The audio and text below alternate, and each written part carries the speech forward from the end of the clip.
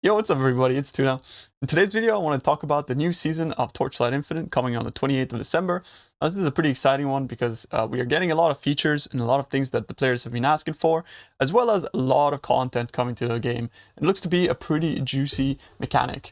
So let's just get into it. So what is the Twinightmare theme? So basically there's going to be a lotus in your maps, and you're going to be clicking that lotus and it's going to expand and it's going to sort of change the way the environment looks, and you're going to be entering the dream state. In this dream state, you will fight different monsters as well as, look for rewards and these so-called dream bubbles. These dream bubbles are things that you collect, and you can have up to 12 of these dream bubbles collected. And then once you have the 12 of them, you will eventually have to enter the nightmare. And the nightmare is basically the opposite side of the dream, and it's basically the encounter you'll have to fight through in order to claim your rewards. So as you progress through the dream, there's going to be an elevating chance to enter the nightmare, which is, going to start at 0% and it's going to go all the way up to even 70%. But at some point, you'll inevitably have to fight through the nightmare.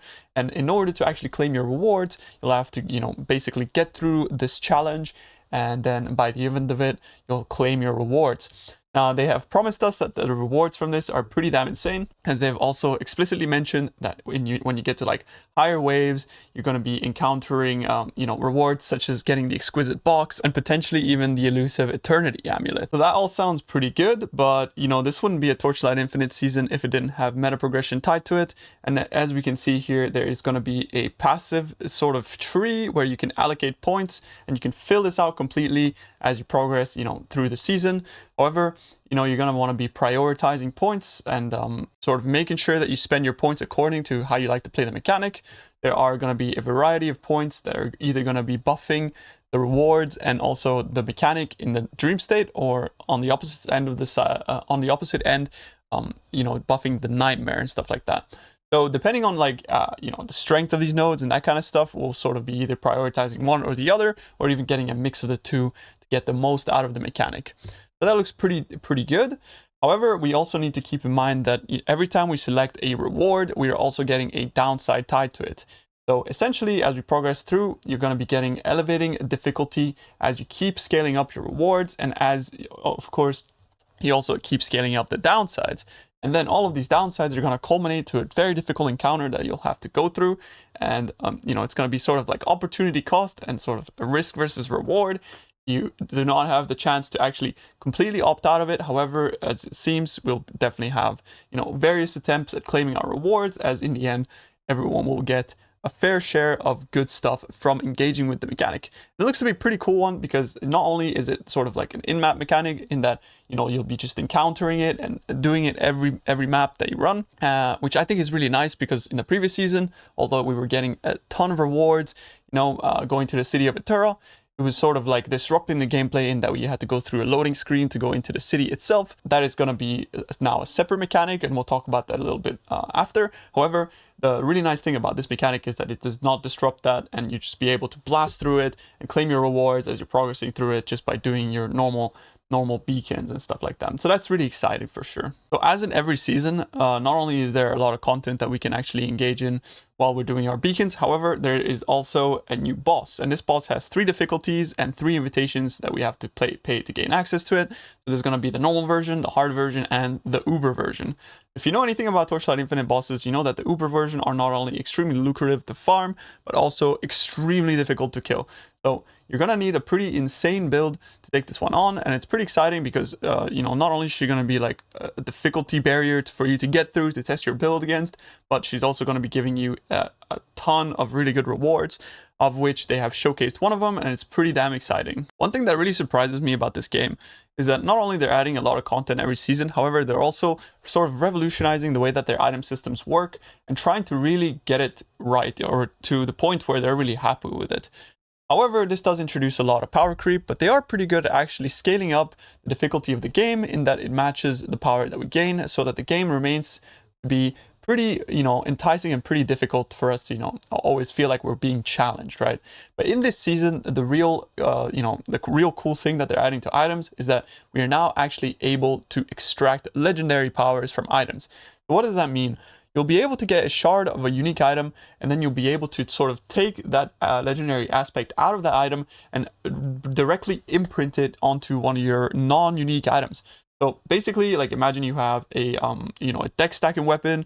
As you can see here, it adds 2 to 4 physical damage to attacks per 6 dexterity. You'll be able to actually take that and directly put it on an implicit of one of your non-unique items. And if you know, last season they actually introduced like a new crafting system that actually enables you to make some pretty damn insane items. And with this on top of that, it's basically going to be non-unique items are going to just basically take over completely, and it adds an entire new layer of min-max. And that is the really cool thing about this game, that there's so many ways to actually min-max your character and to scale up your power.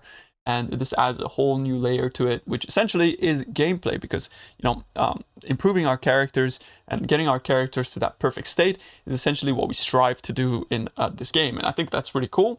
Adds a lot of depth, and it's also quite interesting because not only will we have to hunt for the new currencies to be able to extract these powers from from legendary items, we'll also have to then sort of gamble upon whether we get a positive affix and a not so bad negative affix tied to it. Because of course, as the theme of the season is, you have the dream, which is the positive, and then you have the nightmare, which is the negative. So we will be able to sort of get a positive on our items. However, we will also, with that, get a negative aspect to it. And mitigating that negative aspect is going to be sort of tied to RNG, but as well as, they mentioned a little bit of player agency being tied to that. However, we do not know really exactly how that's going to work as of yet. But in general, this new item sort of extraction system seems really damn cool, and I can't really explain it any further, but I genuinely am pretty excited to interact with this, as I think it's going to give you a whole new layer of min-max ability for your builds, which is damn cool. But with the new season, we are also getting a new hero. And all of the heroes that were present in previous seasons that you had to buy with Primocryst are now available to purchase with just hero tokens. So if there are any old heroes that you want to buy, you're actually able to do that with the hero tokens that you have amassed. And those can, of course, be achievable for free just by playing the seasons themselves. However, this season we are getting a new hero here. And she seems pretty damn cool. She's sort of like a Templar style build. She's going to be focusing around blocking, and her name is Rosa. So basically, she is a Templar style class that leverages her shield and block to basically deal with enemies, as well as having this skill called the Holy Domain. And the Holy Domain is basically going to trigger upon certain sort of requirements. And then once that triggers, it's going to basically suck all these enemies in and drag them from like a big radius. And then you'll be able to nuke them, which seems like a pretty cool playstyle. However, the information of like exactly what she does is still unknown. I'm just going to be pretty excited to see exactly what she does and the cool builds that are going to pop out, as there always are pretty insane game-breaking builds that players come up with, because of just the fact that this game has so many cool legendary items, as well as, the potential to then corrupt items to give T0 modifiers, and how those T0 modifiers sort of interact with other legendary pieces of gear as well as non-legendary pieces of gear. And you got to remember that we do still have we still have slates, candles are going core, and all of that old stuff that we have in the past is just basically going to be all amassing and just cool stuff that we'll be able to put into our build. So that is, really excited for that. Along with all of that content, we're also getting 4 new skills: Starstalker, Harmonious Field, Blade Whirlwind, and Thunderstorm Beam. So Starstalker is going to be a projectile that you throw out that chases elite enemies, and you're basically going to have to stay within that circle and chase this ball around as it kills enemies all around the map. Harmonious Field is basically going to be a channeled buff that basically makes all of your sentries deal a ton of damage, and it's going to give them a bunch of stacks and bonuses and that kind of stuff. So that's pretty cool for those types of builds. Blade Whirling is a pretty exciting one, as it's got a projectile that you throw. Basically, it's a blade that's spins around, and it also shotguns. So, and you'll have to be able to like scale multiple projectiles and that kind of stuff. They're going to be hanging around until you call them back, and then when you call them back, you basically be able to throw them out again. So that's a pretty interesting skill, kind of like Spectral Throw, but imagine if you would be able to like sort of get the Spectral Throws to stall at a certain distance and then call them back whenever you want. And the last one, which I think is the most exciting one, Thunderstorm Beam, which basically is these balls that you throw around, and they're going to be shooting out beam skills, and they're following you around as well. So that's gonna sort of solidify that type of gameplay that I enjoy, which is the auto bomber type of game style. And yeah, basically you just pull all these orbs around, you run around, and they shoot beams and stuff, and it looks to be pretty damn interesting. So I'm definitely looking forward to seeing how that plays out this season. And yeah, looking forward to playing with these skills for sure. There's also like legendary gear that's coming to the season.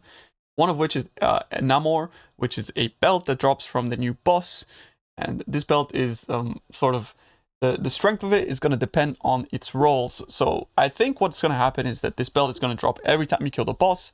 However, how good it is and how expensive it is really depends on the type of rolls that you get, as there are downside as well as upsides depending on how it rolls. You can see that you get -5 to -1 elemental resistance and erosion resistance for every legendary gear equipped. However, you can also get 1 to 5 elemental resistance and erosion resistance for every legendary gear equipped. And that also applies to, non-legendary, but it also has some other cool modifiers, like, for example, 1 to 150 damage and minion damage for every piece of magic gear equipped. So that is a lot of damage, assuming that you are going to be using magic items. Honestly, I think this affix itself is insane. Like 100, if you get a high roll of like 150, and then you stack like maybe three, even just 3 magic items, that's so much damage. More damage than you'd be able to get for those item slots having extra affixes, right? But it really depends on how you build your character, of course. And then the last bit, which is sort of a question mark, but also kind of interesting, is that you get aura effect and curse effect for every blemished affix. So if you guys don't know, blemished affixes are basically, as you're crafting your gear, there's a percentage chance to be able to slam a certain affix on your gear. And those percentage chances can go, from like, 100% to maybe even some affixes being 1%. And when you get that blemished affix, it's essentially a dead modifier. But if you did get 3 aura effect and curse effect for every blemished affix, this could have an upside to where you might actually want to be stacking some blemished affix if you're playing an aura stacker type of character. The butterfly wing is a shield that is going to be giving you a bunch of additional bonuses depending on how much evasion you have and how much extra damage that you get from that. So as you see, for every 300 to 500 evasion adds 1-to-1 physical damage to main hand weapon. It also says for every 1000 to 1000 evasion adds 10 to 20% of the main hand weapon damage to spells. So that's pretty interesting. It'll sort of enable you to get extra damage to your spells depending on the type of weapon you have. Also in general, just getting a ton of physical damage added to your main weapon from your shield.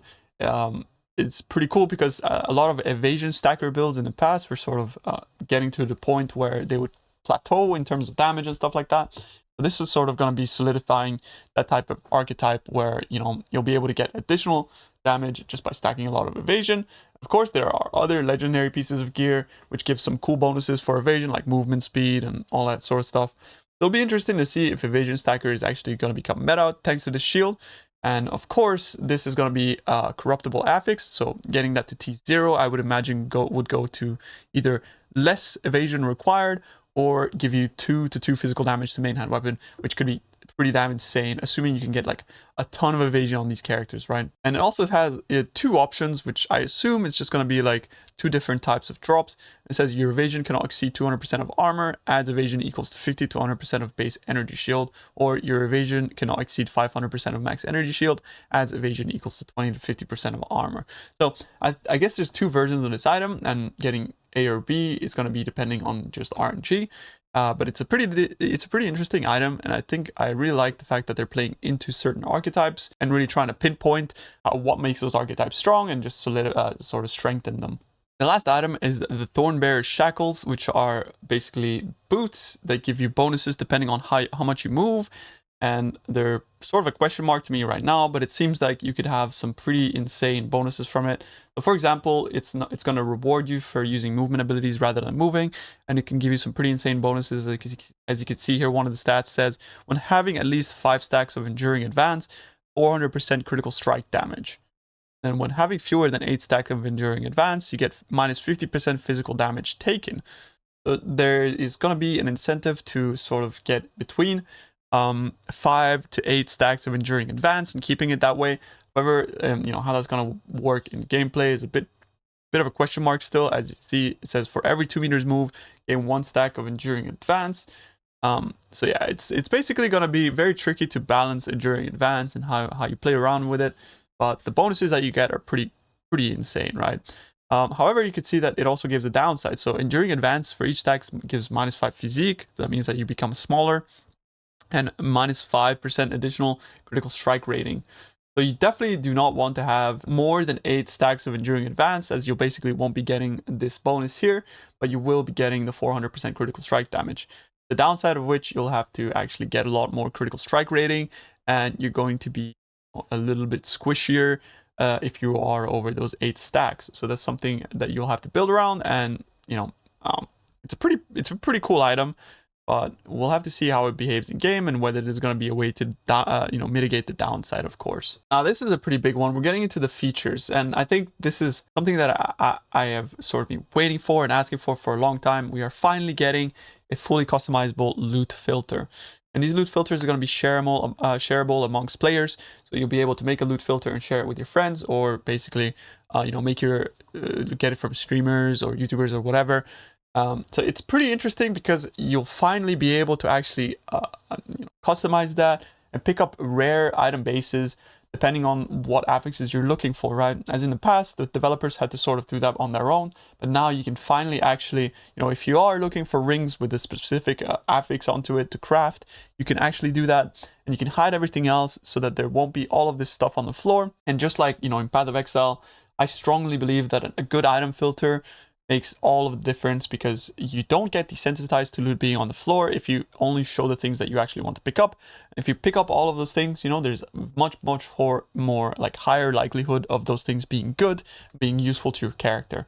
However, of course, the interface and that kind of stuff is still going to be a bit of a question mark, as I think it's going to be quite difficult to actually min-max this loot filter. However, I really hope to actually see a lot of these loot filters being shared, as I think it's going to be very beneficial for the player base in general to be able to customize the way that they see loot on the floor. And one thing I really like about this game is the fact that all items drop identified, meaning that, yeah, you can basically filter out all the non-legendary item affixes that you want to keep, and you'll be able to sort of capitalize on certain things and make a lot of currency by selling certain affixes on the market if you spot a gap, and all of that kind of good stuff. So in generally I think this is a massive quality of life change, and I'm really excited about this one for sure. Now, the second change is that they are adding 3 different modes. That's solo self-found mode, hardcore mode, and solo self-found hardcore mode. So for people that want to be strictly playing on their own, they can go and play in solo self-found mode. Hardcore mode will be for those players that want to have a little bit more challenge and challenge themselves in a mode where their character is essentially put into standard once they die on that character. And solo self-found hardcore mode is for the vegans of ARPGs, which basically are going to be able to play both on their own and risk their character upon entering difficult encounters to sort of feed that dopamine to their brain. So if that's what you're looking for, you're going to be able to do that on season launch. And to finish it out, there are a few more quality of life improvements, one of which is going to be really useful to me as a streamer. Also, it's very useful to viewers and in general players of the game, as you'll be able to share a BD one-click share is what they're calling it, which means like you basically get a build code. You'll be able to share this build code with people, and they can import it into their game. And it's gonna basically tell you exactly what passives you want to be, allocating, what skills you want to be using, and all that kind of stuff directly in game. So you won't have to, follow a clip or follow a video and directly like copy all the passive skills and that kind of stuff. You'll be able to just like take that link, import it into your game, and then copy the builds that you want to copy. And not only that, there's going to be, like the community will be able to share these wherever, on Discords, or also on what I assume there's also going to be the in-game ladder. So if people want to share it that way, they can do that. That's pretty cool. And they are making a better, in-game manual system to sort of explain some of the affixes and the mechanics of the game. That's pretty cool for people that want to understand more of the basics of how the game works and stuff like that. I generally like just figuring that stuff out as I go. I don't want to get overwhelmed by everything. Rather, when I encounter a mechanic and I have to deal with it, that's when I'll probably go and look at this help system. However, it's there for people that want to study up on the game and that kind of stuff. And finally, there's some other really, really cool feature adjustments. Like, for example, you'll be able to trade soul candles. So now the City of Eterra is a completely separate game mode that you'll be able to access by getting these sort of invitations that are dropped in maps randomly. So you will no longer have to sort of break your gameplay loop and go into the City of Eterra and that kind of stuff. Rather, if that's the sort of gameplay that you enjoy, you can just access it by buying on the trade house, the currency to get into there. You'll just be able to focus directly on that. And on top of that, you won't have to actually fill out your psalms all the way.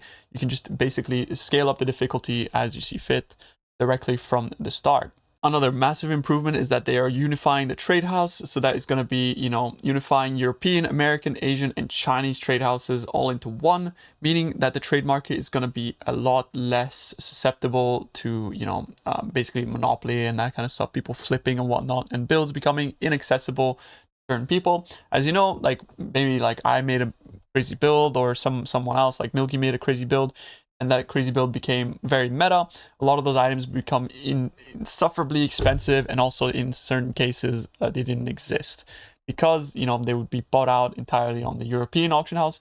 However, this makes it so that like we have both access to the European and Chinese auction house, meaning we'll be able to actually still have a larger availability of those items, and those markets will be a lot more difficult to control by certain flippers. So that's in general just a massive change. It's going to make it so much better for everybody in general, and something that I'm really, really looking forward to for sure. On top of that, of course, there's going to be hero optimizations, performance optimizations, less loading screens, all of that kind of stuff. They are modifying again like the confusion cards and all the card sets and that kind of stuff. They keep adding so much stuff to this game every 3 months. Like they really surprise me.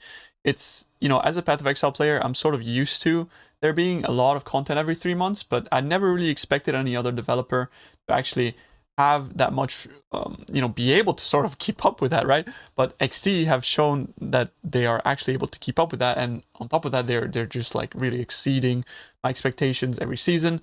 And honestly, of course, I am sponsored to cover this game, and I am very, very thankful of that.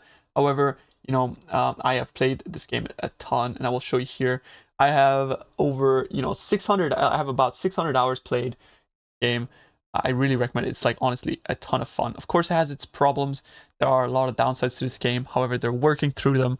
I would love to see them, work through all those issues and potentially also get to the point where all of my everything is like satisfied. However, you cannot satisfy everyone, but I'm very thankful to see them improve and just get the game to a state where I see is like, this is a really good state. This is a really good game, and I can really recommend it to everyone. But in general, this video has already gone on for quite a while, and yeah, I'm really excited to be playing the season. Thank you so much, XD, for sponsoring this video. And in general, thank you everybody for watching. I will be playing on the 28th, and I'm really looking forward to as well, the later in the season, the events and stuff like that. I will be able to play those a lot more, as they will be a little bit further away from the expansion launch of Path of Exile. So in general, looking forward to the 28th, but even more looking forward to the mid-season events. And one last thing, I know a lot of people have been asking, multiplayer is not yet in the game, but it will be coming later on as a sort of mid-season beta test. So we will be able to beta test multiplayer later on in the season, and then hopefully next season we'll be getting multiplayer on launch. So that's about it, guys. I hope you've enjoyed this video, and I hope you're looking forward to the season as much as I am. And yeah, peace out, everybody. I appreciate you, and Merry Christmas.